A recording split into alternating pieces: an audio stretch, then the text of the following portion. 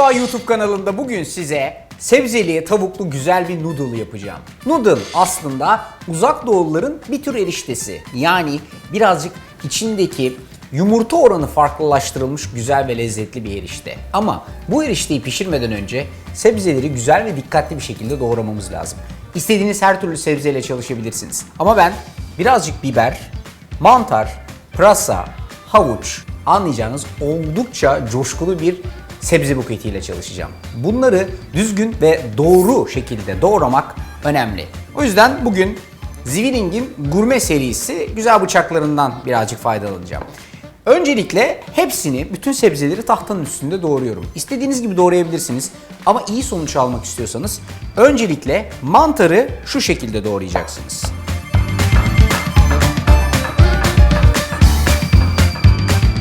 Sıra geldi havuca. Şimdi küçük bir parça havuca ihtiyacınız var ve bu havucu mümkün olduğu kadar jülyen şekilde doğrayacaksınız. Yani önce bir parçasına vuracaksınız, sonra diğer bir parçası, sonra diğer bir parçası. Ondan sonra da parçaları böyle ince uzun vaziyette doğrayacaksınız.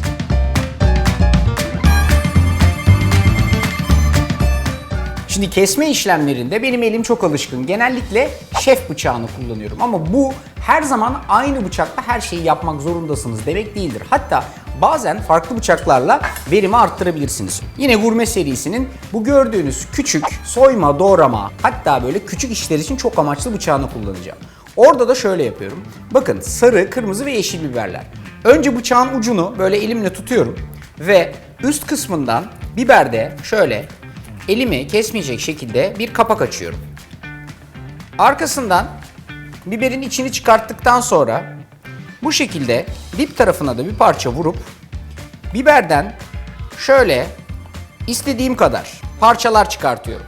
Böyle yaparsanız aynen burada elde ettiğiniz gibi daha düzgün, daha kenarı köşesi belli olan biber parçaları çıkartmış olursunuz. Biberin dış cephesini tezgahın üstüne koyup dikkatli bir vaziyette ince ince doğruyorum.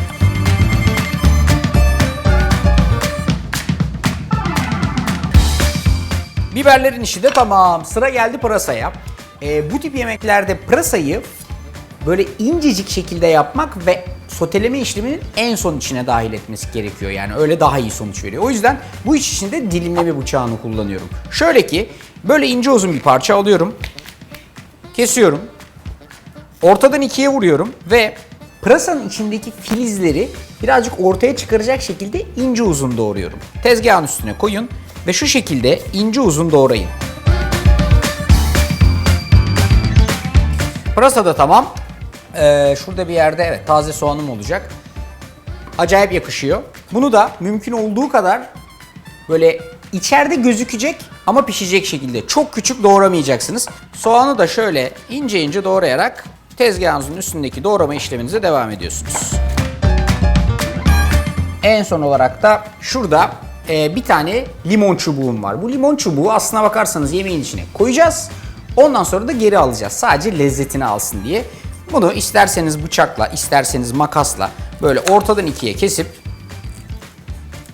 iki parça halinde kullanabilirsiniz. Bu çünkü pişmeyecek, sadece lezzet verecek. Ondan sonra da tekrardan oyunun dışına çıkacak. Birazcık da brokoli var elimizin altında. Brokoliyi çok fazla hasar vermeden şöyle küçük küçük dip kısımlarına vuruyorsunuz ve kıt kıt ayırıyorsunuz. Bunları haşlama ihtiyacı duyabilirsiniz ama küçük küçük ayırırsanız bu şekilde haşlamadan da soteleyerek de pişirir ve lezzetini yükseltebilirsiniz. Çok fazla öldürmeye gerek yok bu arkadaşları. Zaten canın eki. Şöyle bıçağınızla dip kısmına küçük bir darbe, ondan sonra da böyle ikiye ayırıyorsunuz. Gördüğünüz gibi genel bir hazırlığımı yaptım. Bıçaklarımı artık şöyle kenara kaldırayım. Çünkü pişirme işlemine geçebilirim. Derince bir tencerede bolca kaynayan su var. Bunun içerisine noodle'ları atıyorum. Aslında adam başı bir tane gayet yeterli olur. Biz ekipçe kalabalığız. O yüzden şöyle 2, bilemediniz 3 tane. Adam başı bir tane yeterli olur dediğim gibi. O orada kaynarken tavamın altını yakayım ve işleme başlayayım. Tava biraz ısınırken içerisine kırma bir yağ koyacağız. Yani şöyle bir kaşık zeytinyağı, üstüne de bir parçacık da susam yağı. Yağ kızdıktan sonra sebzeler aynen şu sırayla işin içine giriyor. Önce havuç. Havucun hemen arkasından biberler. Biberleri bir tur çevirdikten sonra mantarlar. Sonra brokoliler. Sonra tavanın ortasında bir parçacık yer açıyorum ve tavukları işin içine dahil ediyorum. İnce uzun doğranmış tavuğun göğüs eti. Lezzeti biraz arttırmak için tuzsuz soya sos, birazcık istiridye sos, biraz acı sos ve arkasından limon çubuklarını da içine ekliyorum. Tavadaki her şey lezzetli bir şekilde piştikten sonra artık noodle'ları da işin içine dahil edebiliriz.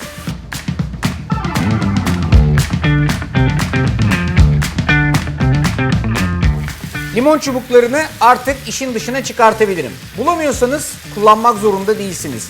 İstiridye sos, yani buradaki susam yağı, soya sos, bunlar noodle'ın lezzet katmanlarıdır. Bunları koyarsanız uzak doğudaki gibi noodle yersiniz. Bunları koymazsanız biraz daha yurdumvari bir noodle yersiniz. Tercih sizin.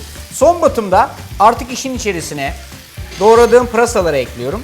Taze soğanları ekliyorum. Lezzeti arttırsın diye de şöyle dolu bir tutağım susam ilave ediyorum. Her şeyi güzelce karıştırıp servis tabağına alacağım. Bu iş tamam.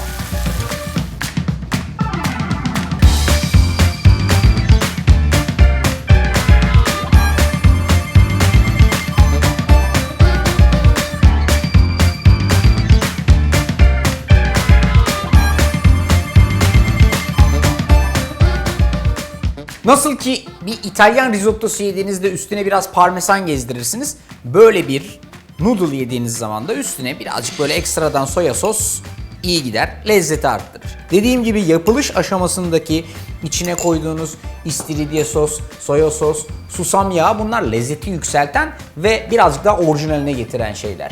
Orijinaline getiren bir diğer şey de bu chopsticklerle yemek. Yiyemiyorsanız şöyle tutup da şöyle böyle filan falan. Yenir aslında. Yenmeyecek kadar zor değil. Ama şu chopstick'i tutma işi var. Böyle çatal gibi hışt yapıyorsunuz, alıyorsunuz. Yiyemiyorsanız anam babam çatalda bugünler için var. Güzel bir noodle. Lezzetli bir yemek. Çocuklar da bayılır. Sebzeli, tavuklu, tadı kıvamı çok yerinde. Noodle'ınızı çok haşlamayın. Birazcık diri kalsın. Tarif burada. Eğer tarifi beğendiyseniz beğen butonuna basmayı, kanala abone olmayı ve mutlaka uygulamayı sakın ihmal etmeyin. Noodle'ımı aldım gidiyorum. Hepinize afiyet olsun.